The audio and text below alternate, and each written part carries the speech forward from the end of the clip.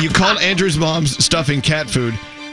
His mom actually cried. The Mercedes-Benz Interview Lounge. Here we are, and that was a quick move down the hall to the Mercedes-Benz Interview Lounge. Bobby, he's pacing. Have you ever been to the zoo and you see the cats pacing back and forth? Oh, yeah. What are you doing? My hair's in a knot. I'm trying to take it down because the cameras are on, and I don't want my head to look as big and pumpkiny. But then I tied it in a knot. All right. Well, look. See, this was. What'd you bring? This is what happens when Bobby's pacing. Oh, that looks good. Bobby, that looks amazing. It looks like a big chocolate thing. Hi, Bobby. Is this thing on? Yes. Oh, it's on. What's the matter? It's on. It's on. Last time I brought you something, it was biscuits. You literally threw me out of the studio. And they were homemade biscuits. I mean, who doesn't want a homemade biscuit? So today I brought you something different. I love your biscuits. One of my team said to me yesterday, make him some biscuits. I said, biscuits doesn't even get me in the door. No. Whoever bitched about biscuits, shame on them. I love your biscuits. Okay. They're like cat head biscuits. Hi. Oh, all right. So Greg T, we let him go because of him antagonizing. Exactly. Hey, Chef so what did you bring? This looks beautiful. It's chocolate. It's brioche chocolate bread pudding, and then there's some coconut whipped cream on the side. Oh my God! So, Where are the plates? I heard you guys were complaining about your breakfast this morning. Yeah, it was awful. I liked mine. How bad can it be? What'd you order? A panini. Okay, well, there's your mistake. And I ordered chicken noodle soup, but there were no noodles. It was just chicken. What, Nate? Would you like me to get it out of the trash so Bobby can inspect it? Nate, thanks for the invite to your wedding. Congratulations. None of us were invited. None of us were invited. I would have definitely shown up. Really? Yes, absolutely. I like free food. None of us were invited. None of us. What? Save me money on the catering. Ask me about the gift I gave him. What'd you give him? Nothing. Yeah, good. Exactly. Thanks, Nate. Hey, thanks, Nate. I appreciate that. Okay, next wedding. One of the reasons why next Bobby, wedding, yeah, no problem. One of the reasons Bobby is here, other than it's good for him to finally come home and see his family. No guilt. This book you have out with your daughter Sophie, Sundays with Sophie. I love it. You and your daughter Sophie have such a great relationship. We see it on all the shows, all the segments you guys do, and now it's in the book. How long has the book been out? Because I don't have it yet. It came out on Monday. Good. I just brought you a copy. Is this my copy? Yeah. So I'm out with it this week, and Sundays with Sophie is actually just standing in for everybody else. It's basically Sunday meals with your family. That's the whole idea. Right. And I wrote this book during the quarantine because, like everybody else, I was cooking 3 and 4 meals a day. This time I actually wrote some stuff down, and here's the book. I love it. And the first thing I open up to is the green chili chicken soup, and it has cilantro. I bet you it was a lot better than the soup I had this morning. Cilantro. You don't like cilantro? Oh, God. But there are a lot of people who don't like cilantro. But I can, with my visualization and theatrical imagination, I don't know, I can remove the cilantro with the power of my eyes. And it's beautiful. Okay, great. Just think of it as parsley. No, you'll love it. It tastes like soap. But back to you and your daughter. You know what? I met her not that long ago at one of the New York at the Miami Beach Wine and Food Festival. Oh yes, of course. I love her. Sophie. Everybody likes Sophie. She's such a nice girl. I mean, and she's got a great career out in Los Angeles. She works for ABC News. She's on camera. She's a hard-hitting reporter out there. But working with your family, I mean, you guys are at a point in your relationship where you can do that with no problem. It doesn't feel like work. Like if we go out and do, a show for Food Network or something like that, it just or a podcast, it just doesn't feel like work at all. We're just hanging out. It's like when you're here. This doesn't feel like work, does it? Yeah, 100%. No, it doesn't. I actually miss this place. You remember you used to have me all the time? Because you would actually say yes and you would come in. No. I want you to know something, Elvis. I lived 4 blocks away, okay? I haven't moved. I'm still there. Wait, you're still 4 blocks away? I'm still 4 blocks away. Oh, my gosh. Nobody calls me from here anymore. It's, I text you sometimes to say congrats on the Yes, show. you do. Yes, you do. Okay, hold on. And Scary does too. Elvis also. Let's get to the bottom of this. What's up? Nate says he has. I don't have your number. But I will Nate now. has been reaching out and you have not responded. I've reached out in the past and you haven't responded, Bobby. Wow. And we're moving, Bobby, right? You are? We're moving uptown. We're moving up to 55th Street. Oh. You are? Yeah, I know. We hate it. We all feel the so same I have way. to move now? Yeah. You're moving to 55th Street? You have to move to the Carnegie Building or whatever. Yeah, it's beautiful new studios they're building, but it's not downtown. No, it's not. Oh, they didn't tell you? I'm taking over the studio. It's all yours. Hey, you know, we're right above. We're in the same building where Milos is located. The original Milos. Wow. So you're going to be broke. I know. That place is honestly one of my favorite restaurants in New York, but it's not cheap. There was even an article, I think, at New York Times. They say it's the biggest ripoff in town. But we love it. We keep going back. I take them to lunch. Good. The four of us had like an $800 lunch the other day. My restaurant in Malfi is an Italian version of that. Well, I went to Amalfi in Las Vegas. Yes. And I must report back what I found. Oh, boy. And we'll get to that in a moment. But we love you, Bobby. I love when people want to critique the restaurant. I was disappointed because your Bobby's Burger Palace is closed in Vegas as well. Wasn't No. it? Well, You can go to Phoenix. And Bobby's go to the Burger airport. Palace is closed on the Strip in Vegas, but we have Yes. 3. We rebranded. It's called Bobby's Burgers. We got rid of Palace. I couldn't. I couldn't say it all anymore. So it's just Bobby's Burgers. We rebranded it, and now we have 3 in Vegas. Okay, I didn't know What makes that. me mad because the only one on the Strip is closed. Yeah, that one was closed. Okay, see, I stay in that hotel, so when I come downstairs, you stay in that in the Aria. Well, yeah, well, no, it's the Waldorf right there. Oh, sorry. I stayed. Wait a second. Did you see that move? Yeah. He was like, "Wait a second. Well, no, there's a reason. He goes, "Let's not get it twisted. I stay in the very expensive part of the building. hold on. The We Waldorf. stay in the Aria. Yeah. Gandhi and I stayed in the We other stay at the part. Aria. Hold the door. He's low-key flexing on you. Hold on. Damn. The reason He was like, no, don't say Aria. It's the Waldorf Astoria. If I may explain, the reason why You that is shuddered when I said that. the reason I said that is because not the Aria, but when you walk out the doors of my hotel, your old restaurant is right there. Correct. It's right outside the door of the Waldorf, not the Aria. It's okay, Bobby. He wants to use the bathroom at the Aria. Don't worry. No, I understand. So my point is, I'm haunted by what used to be your restaurant every time I walk out of my hotel. I know they haven't even put anything in there. So Bobby's Burgers is now in Caesar's Palace, in the Paris Hotel, and in Harrah's Hotel in Vegas alone. Oh, okay. And we just opened one in Atlantic City at Harrah's, and we're at Yankee Stadium. It's growing. How about Bergen Town Center? You want to come back over there? Did they put anything in that space? I don't think there's anything there yet. Oh my I don't goodness, think. that was a great space too. It was. I know it's such a great mall. That's a really good mall. It is a good mall, I know yeah. you hang out there. I do. Oh, I live Yes, like you 2 seconds from there. You know where you need to go? What? American Dream. That would be awesome. Yes, you need. Have you been to American you Dream? Need a place in I've never American been there. Dream. Is it good? Oh my gosh, God. it's not. It's the most amazing experience. It's just Is it busy? everything. Yes. Oh my gosh, yes. Really? What the? And I'm telling you, we got to take a break. Go ahead, tell him, then we got to go. No, there's no breaks. You don't Yeah, we just gotta go take a there, but you don't just go there to eat. You go there to play and shop, and there's skiing, and there's I mean, it's just there's just so much. You have to go look at it. There was an article in the New York Times about a restaurant that we love. They said that a certain restaurant was a ripoff. I think it's worth every penny. Oh. And to be very clear. Bobby's Right. face is like, what? Okay. What? Which restaurant? Oh, good. That's the answer we're looking for. We'll just move on. Okay. We were just talking about a restaurant. Yes, Yes. we were. We were talking about a restaurant, and but You talking about my restaurant? No. No. No, we're not the gonna one that's in our building uptown. Yeah, we're not going to mention it. Oh, the one that you, yeah. The one that went I don't to think lunch. it's a ripoff. Not at all. You kidding me? The Wait, food you're was not gonna say what the name of the restaurant is? What is it? Estorio Milos. Milos. I didn't want to say it. Okay. Let me hold on. Let's clear this up. I want to defend that. Okay. I think that place is delicious. Me too. It's one of my favorite restaurants in New York. And just so everybody understands, when you go into that restaurant, it's a Greek restaurant, but it's really fish driven. Mm-hmm. And there's an incredibly beautiful fish market, kind of like we have it in Malfi in Vegas, but you know, it's in the style of Greece. And you pick your fish and you buy it by the pound. Yes. And then they fabricate it and cook it the way you want it. And here's the bottom line. That fish is really expensive. So it's going to be very expensive. It's like $170 a pound. Wow. Fresh from the Hudson River? No, they fly it in from the Mediterranean and stuff. I mean, First it's really class. good fish. They fly it first class. So yes, but you know what? If you want good quality, high-end cuisine, you're going to have to pay for it. Oh, it's so good. Yeah. But they made me pay. That's the problem. Oh, you don't like paying? Okay, well, I'm kidding. run out on the check. I would never do that. Dine and dash. No, you don't do that. Hey, let me ask you. You see Elvis running down Fifth Avenue. Are there a lot of people that come to your restaurants that do dine and dash? They just run right out? Yeah, but I catch them. How? I just run faster. Yeah. It's hard to dash when you're full. Yeah. I heard from a friend. Well, so we went to Bobby's restaurant, Amalfi, out in Las Vegas.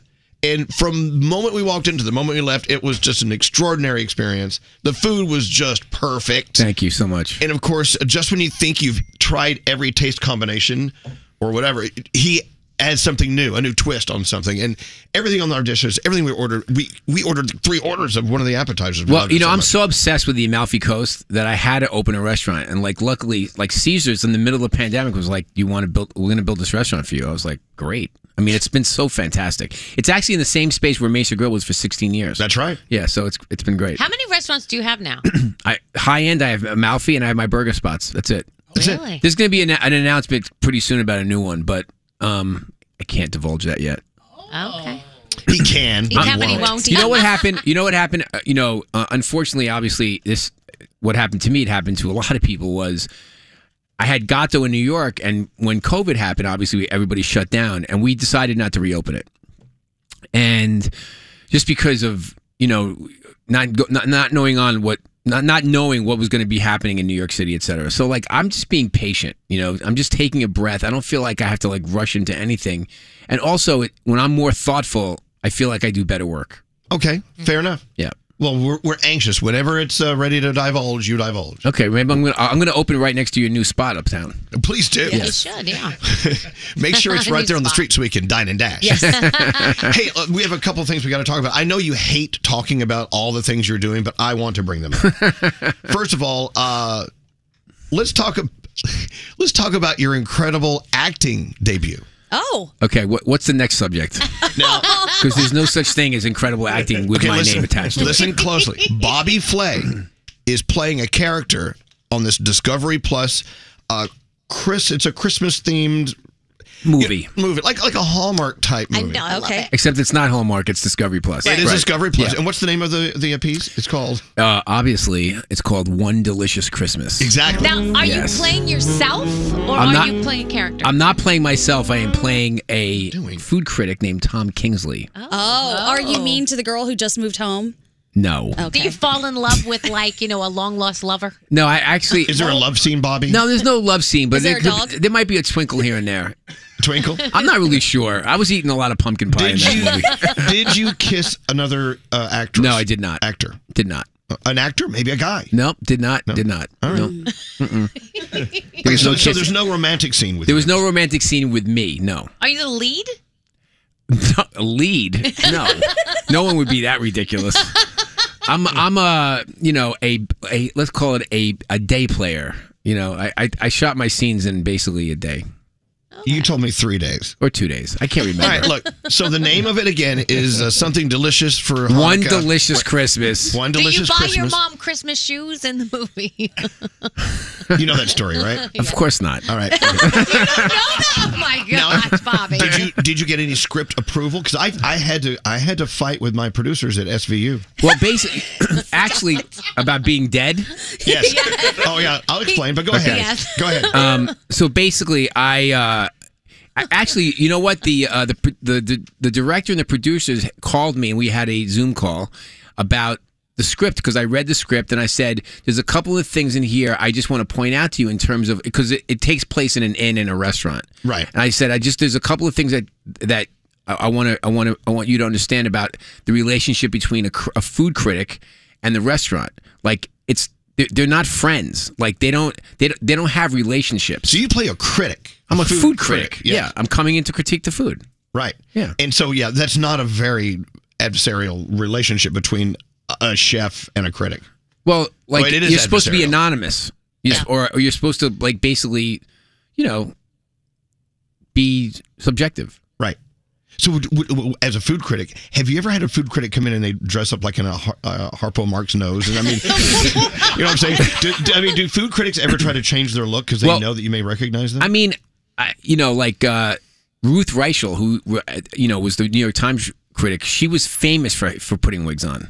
Yeah. Yeah. Oh, absolutely. Yeah. She would definitely. Yeah. Totally. Because we have the food critic's face taped to the kitchen door. You do understand that, right? Oh, really? Wow. Oh, yeah, absolutely. If you see this person, here's my bitch and moan about this. if they're a food critic or if they're not, they should all be treated the same.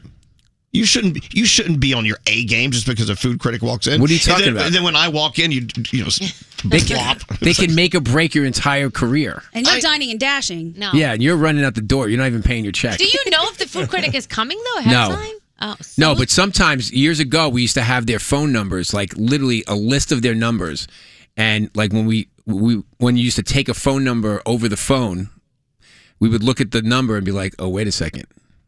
We don't know the name, but we know the number. Oh. Wow, the food critic. So you play a food critic, you don't have a romantic scene. And when do we see this on Discovery Plus? It starts November 11th. Oh, God, I'm counting down the days. Wait. I'm going to have I'm renting out Times Square for a screening. And so Times Square is going to be closed that day. Oh, the whole thing. Okay, so that was your short scuffle with the directors. It wasn't a scuffle. No, I just gave them some insight based on experience. That's all. So, and actually, they made a couple little tweaks, and it worked out really nicely. They were so nice to me. So when I had to lay down on the slab as a dead body, a dead drug abuser, they wanted me to have no clothes on under the sheet. Well, I could have shorts on, but they wanted me to take my shirt off. But my instruction was they had to have the sheet above my nipples. Really? I did not want my boobies showing. Why? Because they're big and hairy, they're floppy. That's good. They're big, hairy, I guess floppy, that's a good enough reason. Big, hairy, floppy boobies. All right? God. Don't make me spell it out. So usually the people who play dead bodies on SVU are just, they go in and get $150 and they're out, and they feel very lucky to be a part of it. Me, I'm like, well, no, I have conditions, right? You had a writer. So the director says, who is this who wants me to put the sheet above his bring him to me. So I had to go talk to the director, and I said, really? Yeah. And he was like, oh, okay, I get it. You're doing this as a kind of a bit. He said, you're playing a dead guy as a bit. I said, yeah, but my nipples cannot show. That's all I care about. It's true. Next time you do, you have full control over your character. Well, I expect a lot of the a lot of offers to come in after this. You'll be seeing me on a screen, the big screen everywhere. You're going to be in the Marvel Universe soon. Oh, yes. I'm the next superhero. Wouldn't it be great to have like a culinary superhero? That would be, yeah. Who fights people with Speaking of, you know what I do? Pans. Speaking of superheroes, you know what I do on Thanksgiving, right? What do you do? I walk Scarlett Johansson through Thanksgiving from start to finish almost every year. Now, I'm only saying that because she blurted this out on a show like last year, right, or 2 years ago. Mm-hmm. So I'm not shining the light on her. But that's, she's a superhero, but her gravy needs help. Of course it does. So you fly, you need like a cape. You fly in, you fix the gravy. Now, are you there hands-on in the kitchen? With No. She's married to Colin Jost, so Colin likes to make like pies. He's very proud of his pie making, and then Scarlett basically does everything else. So it's a lot of work. A lot of moving parts when Thanksgiving is on the table. Say, Bobby, could you make it for me, please? Yeah, send it over. Which brings us to Triple Threat. This is his new show.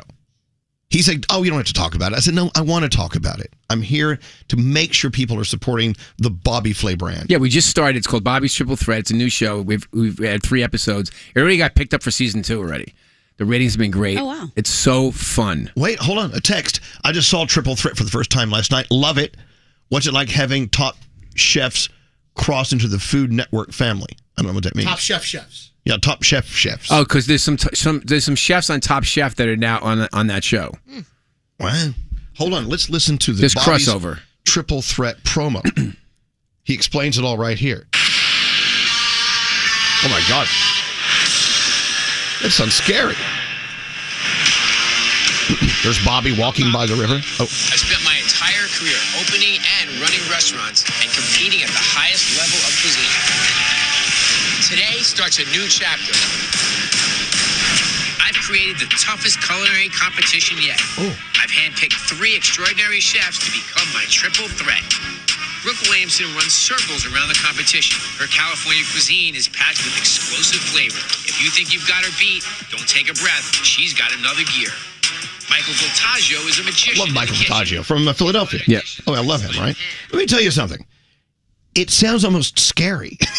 You know what I'm saying? It's very serious. It's a speakeasy in New York. Excuse me. It's like it's a secret location. It's a speakeasy in New York. There's kitchens obviously set up, and the house chefs are Brooke Williamson, Michael Voltaggio, and Tiffany Derry, and then I bring one visiting chef. I'm like the matchmaker. I bring one visiting chef, like really badass chef, to come in, and they have to take them on. They have to take all three of the Titans on, and if they beat them, they win $25,000 in cash. I know, but the way you guys promote it with that promo, it sounds frightening. I wrote that.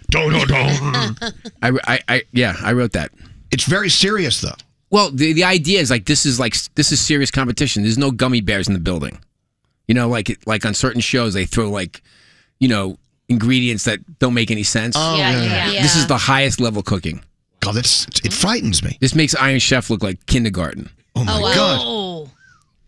Does anyone die? Does anyone die? I mean, it's only been episode 3. I know. So maybe. So the day is young. So Triple Threat is that's your new one. Triple Threat and beat Bobby Flay. I mean, we're doing 40 more episodes of that. We're almost at 500 episodes of that. Are you going to come back? Really? Will you come back? Yeah, but see, I screwed up the first time I was there. What do you mean you screwed up? You were great. You know what? It was you and Katie Lee, wasn't it? Katie Lee told me when I walked through the door, she said, no, it's your job to be mean to Bobby. Well, and they're telling me I wasn't mean enough to you. Oh, please. It's not about being mean. But now I've had practice. Yeah, you just have to, break my chops, basically. Well, but I am convinced that competition that day, you threw it. No. Whatever you made was so spicy, it was hotter than the planet, than the surface of the sun. Sometimes I make things too spicy. But do you do it on purpose? You did it on Honestly, purpose. do you ever throw it a little? Never. Really? Never. Because first of all, no chef worth their weight wants that to happen. Okay. They want to beat me fair and square. I would never do that to them. But he's not a chef, so it's like. No, but he wasn't cooking. I'm not cooking. He's hosting. Oh, you were so hosting. next time I okay. do it, if I'm invited back, I'll really give you hell. What? What? Oh, line 20. Hello, Amanda. Bobby Flay is here. Hi, Bobby. Hi. I'm such a huge fan. I'm so nervous right now. You should be. What do you want to talk to Bobby about? I love Triple Threat. Oh, good. It's such a good show. How did you come up with the idea for it? That's a great question, and actually, there's an answer. Oh, good. Thank God. We like those. I actually come up with my ideas not from food programming ever. Oh, okay. Remember the movie Color of Money with Paul Newman and Tom Cruise? Sort of, yeah. Paul Newman plays a veteran pool shark, and then he's been around for a while, like me, and he runs into Tom Cruise, who's like a young whippersnapper, trying to be a pool shark, but he doesn't have enough experience, so he takes him under his wing, and then shows him the ways of how to be a pool shark around the country. So basically, that was the idea. Is I'm gonna take 3 chefs that have accolades, but are just really getting started in their career in terms of the big stage, so to speak, and I made them the house chefs. So I'm creating these matches for them to get better and better. That's the whole point. Oh. That's how I got the German. So yeah, I mean, and when I had that show Throwdown, totally inspired by that show Punked. Really? It's a great idea. It's so simple. You show up, but Throwdown is like a surprise, basically a surprise cooking show that you don't know that basically you're getting punked. Well, no, but you've done so many of them. How can it still be a surprise? Well, we don't do it anymore. Okay, there's a That's why. surprise. Yeah, but that's how I get my ideas, not from food shows, from other things. Well, let's come up with some other shows that you can rip off and make your own. Don't say rip off. I'm inspired by. Inspired. I really enjoyed that answer. Now I want to watch the show. You're 3 episodes deep, and so Amanda, you're going to watch every single Triple Threat. Every single Triple Threat. Oh my God, I love you for that. Thank you so much. You should send her a copy of Sundays with Sophie. Yes, let's do that. You want a cookbook, Amanda? I would love a cookbook. Where do you live? What part of the world are you in? I live in Ossining, Westchester. Oh, nice up there. All right. Yeah. So, okay, cookbook on the way. Actually, Nate, you're not too far from there. You could drop that cookbook off. Just drop it off. Yeah, sure. What else? What else do you have you can give her? Some pots and pans. You want a cat? I have a couple of cats. Wait, where did you? Nacho. Hold on. Where did you see Nate? I saw Nate at Tasty Table in Briarcliff. There you go. Oh my God, I love their pastries. Nate, I just saw you were mentioning Dumois. Dumois? Yeah. You know what that is? Okay, hold on one second. Hold on one second, Amanda. We're going to get your address and send you your Sundays with Sophie book. Now, what? You know what Dumois is? It's that gossip. What's it called? Oh my God! You guys don't know what this is? Are you having a stroke? Are you okay? Put your hands up. Forget it. Let's do something I can really reference. No, tell us what it is. I was just kidding anyway. Nobody would actually write about him. Hold on, this is. That's the word. But listen, it's a joke that failed. But Nate was like leaning over, waiting to hear about himself. He was. Oh, that's his Did you favorite see thing. that? He was like this. What? Bobby's Book of Burn. Yeah. Oh, wow. I'm This so is a very upset that I wasn't invited to the wedding. None of us were. He didn't even invite his wife to the wedding. It's true. Hold on. Oh, we have a very special guest. Oh, yes. Oh, no. Are you kidding me? I have to go. Hold on. Good morning. Is this the one and only Chef Lati? Well, of course this is. Chef Lati, Bobby Flay is here, your favorite. I know, I hear it, and my people tell me Bobby McFlay is back on the radio. Let me tell you. Mr. McFlay, I know. Are you missing me? Of course. I always walk in here expecting to see him. Yeah. Yes. Well, you're not... you are one of my greatest rivals of all time. Of course he is. His French accent now has a touch of Arabic. Yeah, you do have Arabic. You must be calling from another part of the world. Now, Chef Lati, you're not here. Where are you? I've been traveling all around the world, learning about different dishes to make. Well, where are you right now, Chef Lati? Right now, I am in Egypt, in Dubai. Egypt in Dubai. When did Egypt and Dubai get together? They merged. You know, I have so many women everywhere. I sometimes forget. Yeah, you love the women of the world. Chef Lati loves the women of the world. So I do. You love those Egyptian. Mr. McFlay, I tell you, I said to myself, I said, I'm going to make the best nachos in the whole world. I love my nachos. Do you love nachos? Yes, I do. I spread nachos all over your body, and I eat it all. All right. I would love to see you eat nachos off Bobby Flay. All right, well, Chef Lati, you tell all the Egyptian Dubai citizens that we said hello. Yeah, I miss you horribly. Last time we met, it was a nice night. You remember? How can I forget? All right. Well, we love you, Chef Lati. You have a beautiful day in Dubai, Egypt. Au revoir. Au revoir. Bye-bye from Dubai. Yeah. Goodbye, Dubai. There you go, Chef Lati. I love my women. I miss Chef Lati so much. Thank you, Chef Lati. Egypt, Dubai. This place, I mean, honestly, it's just, you guys just kind of roll in and whatever happens, That's really happens. what it is, Bobby. Yes. We roll in and whatever happens. Bobby Flay's used to like producers and directors, and you must hit time, marks on TV shows. That ain't what we do here. And literally, Scary has been standing over your left shoulder like a parrot for the last 20 years. Yes. It's crazy. I know. 27 I love when people 27. say, so how many meetings do you guys have a week? I mean, it must be crazy. We're like, what? We don't have any meetings. So anyway, I'm flipping through Sundays with Sophie, Flay Family Recipes for any day of the week, and I'm seeing some things I want made for me immediately. Really? I realized I'm staying in my apartment in the city now, but I was living out of there for how many years? 2. Yeah. Where, out west? Yeah. Mm-hmm. So I realized I had not made a meal in my kitchen for 2.5 years. So Alex and I actually made dinner in the apartment the other night. It was the strangest thing. COVID really messed us up in so many ways. You guys don't cook at home? Well, not this one. So no. what do you do? Order in? Yeah, it's New York City. They deliver. And we get his leftovers every day. It's so great. Awesome. Anyway, so I'm looking at the recipe, and like I said before, the one of the greatest things about this book is you're witnessing another perspective of the relationship Bobby has with his daughter, Sophie. And she's the best. I love that you guys have that great relationship. She's the best. And I know she loves her dad, too. Oh, my God. What is this? Wait, are those zucchini fries? No, eggplant parm. Oh, yeah. Spank my butt with this. There's a chicken parm recipe in there, too, which I know you love. The first time I met you, all you did was talk about chicken parm.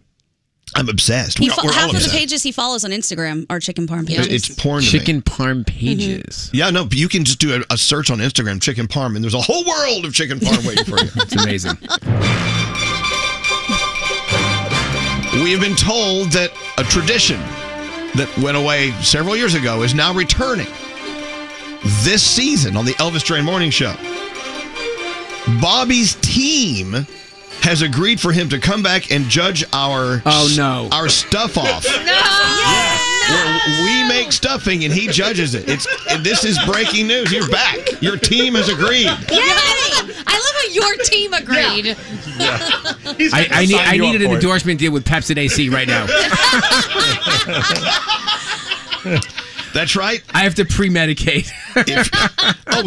Gandhi has you covered. Yes. Don't Some worry. low I gotcha. dosage something. Let's Okay. go. Once again, Bobby's team has agreed for him to come back and judge our stuff off.